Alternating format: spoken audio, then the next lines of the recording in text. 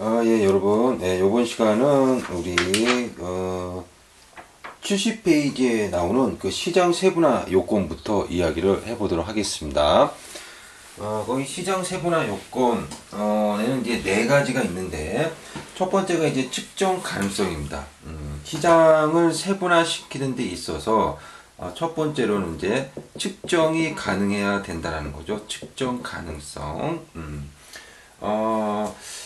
그러니까 뭐 거기서 보시면 크기, 구매력, 세분 시장의 특성 등을 측정할 수 있어야 된다라는 건데, 예를 들어서 뭐 화장품 시장을 뭐 여고생 집단, 그 다음에 뭐 20대, 그 다음에 뭐 40대 이상의 여성들 이렇게 된다면, 40대 이상의 여성이라고 한다면 바로 이렇게 시장을 세분화하지 않았습니까? 그럼 40대 이상의 그 여성 시장의 어떤 크기라든가 구매력이라든가 이런 것들이 측정이 가능해야 된다라는 겁니다. 자, 그 다음에 이제 두 번째가 접근 가능성입니다. 접근 가능성. 우리가 이제 40대 여성이라든가 20대 여성 혹은 여고생들은 충분히 접근이 가능하겠죠. 예. 근데 이제 뭐 세분 시장을 한다고 해가지고 뭐 예를 든다면 좀 무리한 얘기긴 하지만 여성의 피부를 가진 남성, 그래서 남자긴 하지만 여자 화장품을 써야 된다라고 하는 이런 어떤 시장이 있다. 이런 사람들을 접근하기 좀 어렵겠죠. 예. 그 다음에 이제, 측정하기도 좀 어렵고, 그렇죠. 예, 이런 것들은.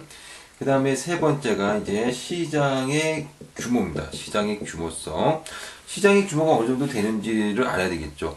예를 들어서 뭐 40대 이상의 여성이다. 충분히 시장의 규모가 큼을 알 수가 있지만, 여성 피부를 가진 남성, 그래서 여자 화장품을 쓸 수밖에 없는 남성, 이건 시장의 규모가 아무래도 작을 것 같은데요. 예, 그래서 되게 시장의 규모가 작게 된다면 별로 수익성이 좀 안 나는 겁니다. 그러다 보니까 좀 시장의 규모가 충분한 이익을 창출할 수 있을 만큼의 크기가 좀 돼야 된다라고 보시면 되겠습니다. 근데 네 번째는 내부적 동질성. 내부적으로는 동질해야 되고요. 그 다음에 외부적으로는 이질적이어야 되죠. 그래서 우리가 40대 이상의 여성이라면 그 안에 있는 내부적으로는 동질하지만 외부적으로는 20대 여성과는 이질적인 면이 있어야죠. 즉 구분이 돼야 된다는 겁니다. 자, 이게 이제 시장 세분화 요건이라고 보시면 되겠습니다. 그 다음에 이제 그 밑에 보시면 이제 비차별화 마케팅이라고 나옵니다. 비차별화 마케팅.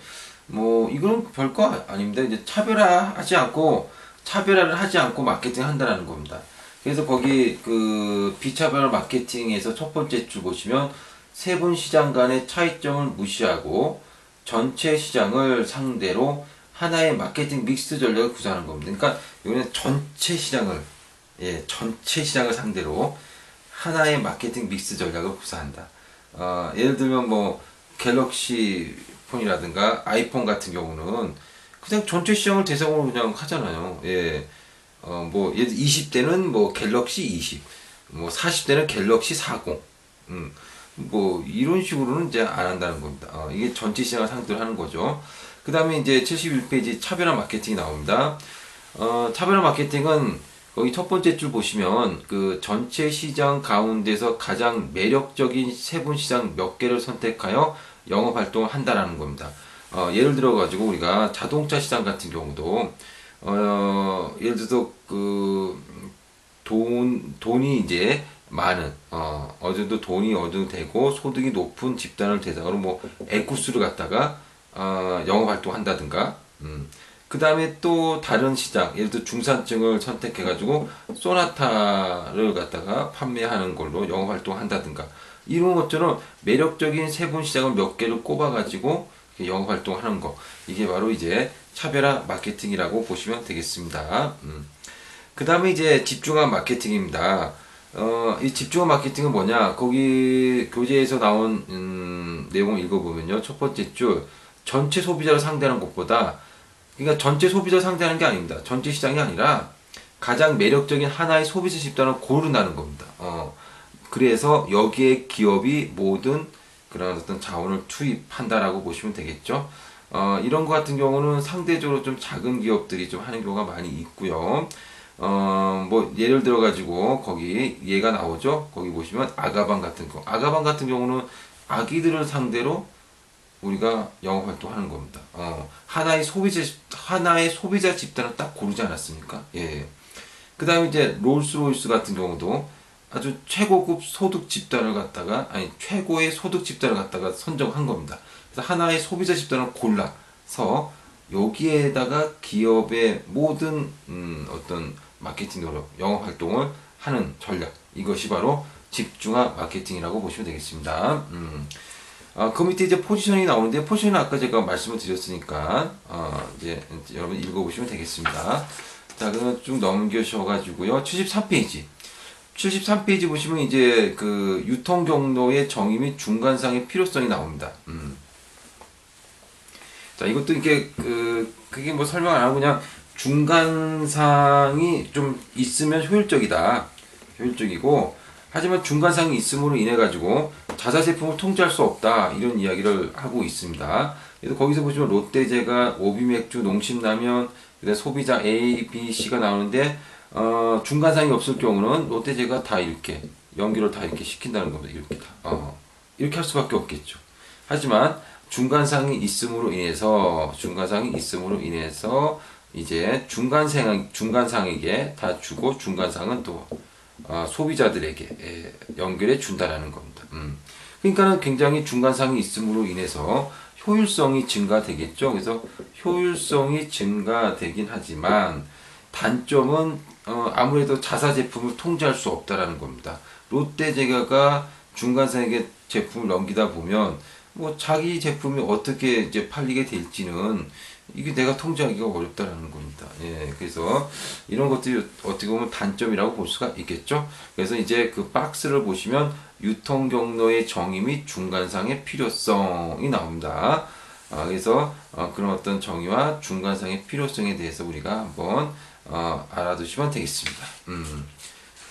자, 굉장히 중간상이 있음으로 해서 굉장히 효율적이잖아요. 그렇죠? 예, 그게 이제 중간상이 필요한 이유입니다. 자, 그 다음에 또 넘기시고 쭉 넘기시고, 예,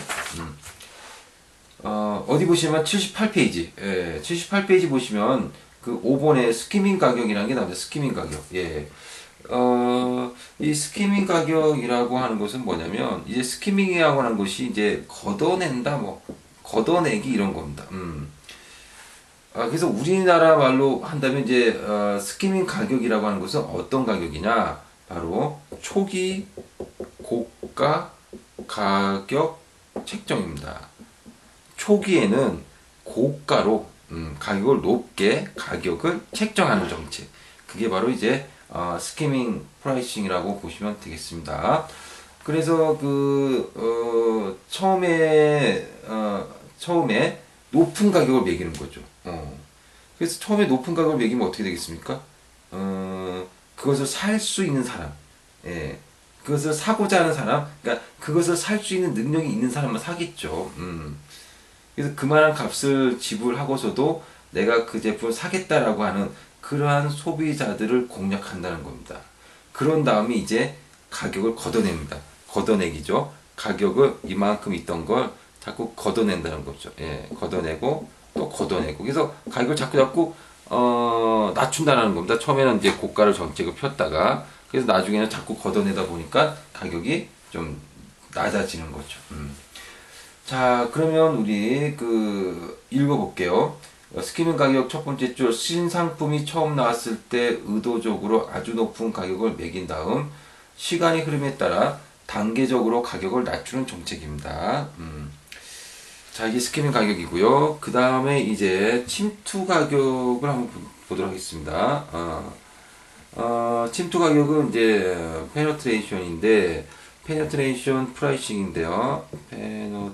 페네트레이션 프라이싱입니다. 이게 이제 침투라는 뜻이잖아요. 침투. 예. 그러니까는 일단은 시장이 우선 침투하는 겁니다. 시장이 우선 침투하려면 어떻게 해야 됩니까? 저가 전략을 쓸 수밖에 없겠죠. 시장이 침투해야 되니까. 저가 전략. 예. 그래서 처음에는 시장에 침투해서 저가 저격을 펼치다가 점차적으로 가격을 이렇게 가격을 이제 점차적으로 올린다 라고 하시면 됩니다. 이제 예. 그래서 점차적으로 가격 올린다라는 겁니다. 자, 그래서 거기 읽어보시면 신상품이 처음 나왔을 때는 낮은 가격, 시간이 흐름에 따라 점차 가격을 올리는 정책, 예, 저가에서 고가로. 그래서 이런 거 같은 경우는 거기 렉서스의 침투 가격 그래프도 나오듯이 이 제품 차별화가 심하지 않은 시장에서 최대한 빨리 그 시장에 들어가 가지고 점유율을 높이기 위한 어떤 전략이다, 이렇게 보시면 되겠습니다. 자, 그러면 이제 촉진을 보겠습니다. 촉진. 자, 그럼 촉진이라고 하는 것은 뭐냐? 일단 우리가 포피가 있었죠. 포피는 제품입니다. 제품. 그래서 제품, 그 다음에 가격, 유통, 그 다음에 촉진. 촉진, 프로모션입니다. 자, 그래서 아까 제가 P로 끝냈으니까 포피가 되겠죠. 자, 그래서 이 포피 중에서 촉진을 갖다가 또 나누게 된다면 뭘로 나누냐? 바로 광고, 그 다음에 PR, 예, 그 다음에 이제 판매 촉진, 그 다음에 인적 판매입니다. 인적 판매. 자, 그래서 촉진은 포피 중에 하나고, 촉진은 이렇게 크게 네 가지로 나눠진다라고 보시면 되겠습니다. 그럼 한번 설명해 보겠습니다. 광고하고 PR. 여러분, 광고는 뭐죠? 광고? 광고는요, 뭐, 광고에 대해서 모르는 사람은 없지만, 광고가 뭐냐라고 정확하게 정의를 내리라고 한다면, 또 어렵습니다, 또. 예. 이제 광고라고 하는 것은요, 소비자를 대상으로 하되, 매스미디어를 활용합니다. 매스미디어를 활용. 그러니까 매스미디어를 활용한다는 이야기는 대량 매체를 활용한다는 거겠죠. 대량 매체를 활용하고, 그 다음에 사람을 가지고 하는 게 아닙니다. 그러니까 비인적이다라고 보시면 되겠죠. 비인적. 사람을 가지고 하는 게 아니라 대량 매체를 이용해 가지고 광고를 한다라는 겁니다. 즉 매스미디어를 이용한다는 거죠. 그 다음에 이제 유료 형태입니다. 우리 그 광고를 하려면 돈 내고 해야 되잖아요. 유료 형태입니다. 그래서 이러한 어떤 특징이 있는 것이 바로 광고라고 보시면 되겠습니다. 그 다음에 이제 광고하고 비슷한 게 뭐냐면요. 홍보라는 게 있습니다. 홍보. 자, 그러면 홍보는 뭐냐? 홍보는 광고하고 홍보가 비슷한 점은 뭐냐면요. 바로 대량 매체를 이용하고 비인적이라는 겁니다. 이거는 공통적인 겁니다. 그래서 요거는 광고랑 홍보랑 똑같은데 다른 게 뭐냐면요. 홍보는 무료 형태라고 보십니다. 홍보는 무료 형태. 무료 형태이고 뉴스 형태로 나타나는 것이다 라고 보시면 되겠죠. 그래서 뭐 신문 기사로 이제 자사의 제품이나 기업의 어떤 내용들이 실리게 되었다. 내가 돈 주고 기사를 실어달라고 한 것도 아니잖아요. 그냥 기자가 알아가지고 이제 그 기사로서 이제 실어주는 거잖아요. 예. 물론 현실적으로는 조금 이제 기자들에게 이제 돈을 좀 주거나 뭐 좀 이렇게 대접을 좀 하면 기사를 좀 실어주고 뭐 그런 게 이제 현실적이긴 합니다만 어쨌든 표면적으로는 무료라는 겁니다. 뉴스 형태로 이제 나타나고요. 그래서 이제 광고하고 홍보의 어떤 차이점이 바로 이런 거라고 보시면 되겠고요. 근데 이제 PR은 뭐냐? PR은 홍보냐? PR은 홍보가 아닙니다. 그럼 PR은 뭐냐? 그러니까 이렇게 보시면 되겠습니다. PR이라고 하는 것은요. PR이라고 하는 것은 결국은 전체적으로 PR이라는 게 있다면 그 중에 하나가 홍보라는 겁니다. PR의 어떤 하나의 한 형태가 바로 홍보라는 거죠. 그래서 이 PR이라고 하는 것은 여러 가지가 있습니다. 기업 광고도 있을 수가 있고요. 어떤 각종 뭐 간행물을 갖다가 발간한다든가, 그 다음에 뭐 기업의 이미지를 좀 제고하기 위한 어떤 행사라든가, 그 다음에 기업이 뭐 자선단체를 갖다가 지원한다든가, 뭐 이런 것들. 그 다음에 또 홍보라는 것도 바로 PR이 들어가죠. 그러니까는 PR의 한 일부분이 홍보라고 보시면 되겠습니다. 그럼 PR이라고 하는 것은 이런 것들이 있는데, PR이라는 게 뭐냐? 거기 여러분들 교재에 잘 써져 있습니다. 한번 제가 읽어볼게요. PR. 기업이 직간접으로 관련이 있는 여러 집단들과 좋은 관계를 구축하고 유지함으로써 기업 이미지를 높이고 구매를 촉진하기 위하여 벌이는 활동. 그러니까 PR이란 기업이 좋은 이미지를 가져가고 그로 인해 가지고 궁극적으로는 우리 회사 물건을 잘 팔 수 있도록 하려는 활동. 이것이 바로 PR이고 PR 중에 하나가 바로 홍보라고 보시면 되겠습니다. 자, 그 다음에 이제 판매 촉진입니다. 판매 촉진은 이제 쿠폰을 준다든가, 이런 식의 방식으로 우리가, 하는 거. 구매를 촉진하기 위한 여러 가지 어떤 방법이죠. 그래서 인적 판매는 사람이 나서가지고 이제 물건을 판매하려고 하는 거. 이런 게 바로 인적 판매라고 보시면 되겠습니다. 자, 그러면, 이야기 드렸고, 넘겨보도록 하겠습니다. 80페이지 보니까 푸시하고 풀이 나옵니다. 거기 보시게 되면 푸시하고 풀인데, 이거 지우고요.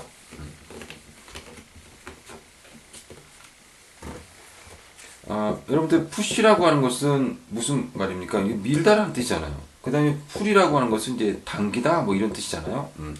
그래서 여러분들 거기 푸시하고 풀 정책인데 이건 뭐냐면 제조업자가 유통업자에게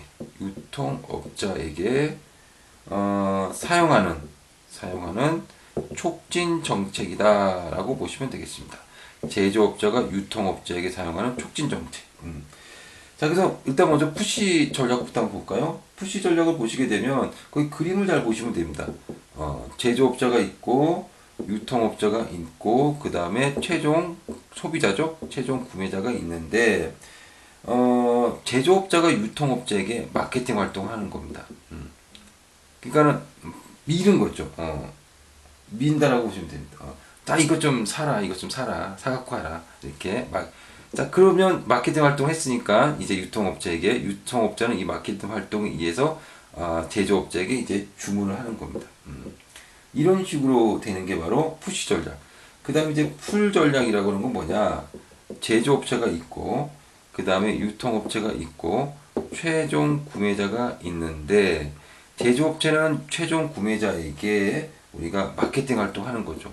즉, 광고를 한다든가, 홍보를 한다든가, 그러면 최종 구매자가 이제 유통업체에게, 야, 내가 광고 보니까 이런 물건이 있던데 좀 보내줘. 라고 유통업자에게 하면 유통업자는 그걸 듣고 제조업체에게 야, 이러한 물건 좀 보내줘. 주문을 하게 되는 겁니다. 그러니까 따지고 보니까 제조업자가 유통업자를 끌어당겼잖아요. 끌어당겼다는 겁니다. 끌어당기다 풀이죠. 그러니까 이게 풀 전략이라고 보시면 되겠습니다. 그래서 이 풀 전략이라고 하는 것은 유통업자가 스스로 주문하게끔 만들어놓은 겁니다. 그래서 유통업자가 스스로 주문하게끔 만들기 위해서 최종 구매자에게 마케팅 활동을 하는 거.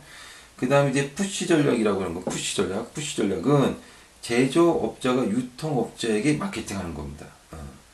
풀 전략은 제조업자가 최종 구매자, 소비자에게 마케팅 활동을 해서 유통업자로부터 주문을 하게끔 만드는 전략이라고 보시면 되겠습니다.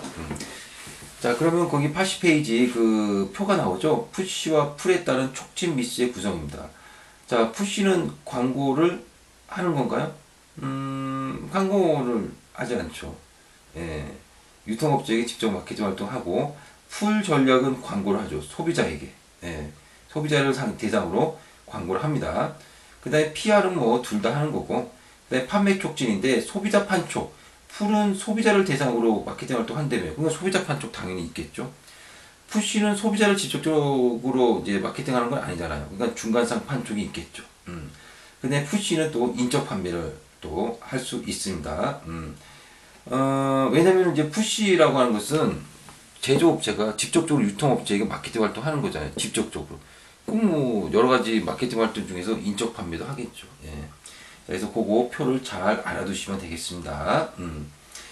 자, 거기 나와 있는 푸시와 풀을 한번 읽어볼까요? 푸시, 제조업자가 유통업자들을 대상으로 하여 주로 판매 촉진과 인적 판매 수단들을 동원하여 촉진 활동하는 것. 풀은 제조업자가 최종 구매자들을 대상으로 하여 주로 광고와 판매 촉진 수단들을 통하여 촉진 활동하는 것. 네, 이렇게 보시면 되겠습니다. 자, 이렇게 해서 우리가 마케팅에 대한 이야기도 끝마치도록 하겠습니다. 자, 여러분 수고하셨습니다.